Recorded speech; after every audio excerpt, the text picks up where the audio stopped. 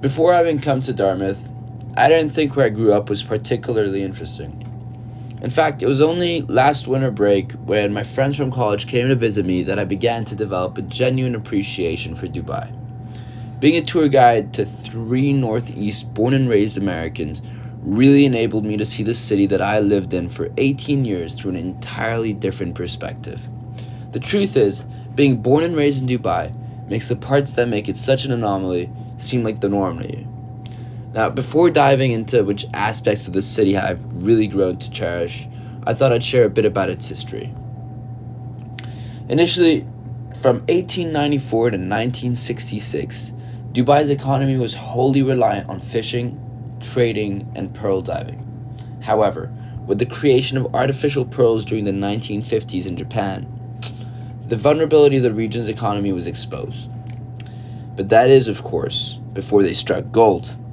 And by that, I mean oil. It's no secret that the UAE would not have been able to develop at such a rapid rate if it weren't for the excessive amounts of oil it had access to.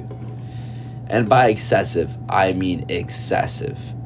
We're talking about the seventh highest oil reserve in the world, accounting for 97,800,000,000 barrels.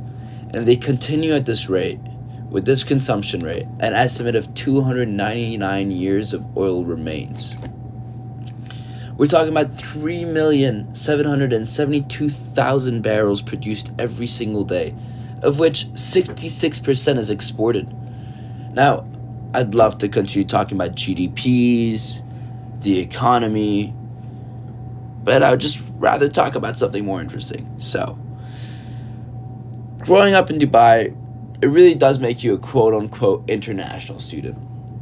After having lived there for 18 years, I'm actually not from the UAE, and I can't say I'm from the UAE. Technically, I'm Lebanese American and only a resident of the UAE, which is why answering the simple question of where are you from? Pretty confusing to me, since I've never lived in Lebanon and I've never lived in the States, other than now. Essentially, every teammate and every neighbor, every classmate is also a third culture kid. There's a total of 200 different nationalities and 9 different races in Dubai. Although Dubai's population only consists of 3 million people, of those 3 million people, only 300,000 are Emirati, which is what you call someone from the UAE. That means that the other 2,700,000 people are from 199 different countries around the world. In my 18 years of living in Dubai, I only had one local friend. Now, that either demonstrates how much of a minority the Emiratis represent, or it demonstrates that I might not be a very likable person, but let's go with the former. What enabled such a distribution of cultures and ethnicities is Dubai's location and airline company, Emirates. Essentially, Sheikh Zayed's goal, the leader of Dubai, was to create a metropolitan financial district to link the West and the East. In doing so, the city attracted corporations from all over the world to open offices in the UAE as a means to expand to foreign regions. As a result of foreign business branching out to the Middle East, the city became an extremely diverse society. A society that enabled me to try paella for the first time at my Spanish friend's house at the age of 6.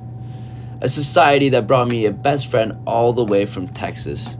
And a society that enabled me to explore the ends of so many cultures without having to leave the vicinity of my very own city.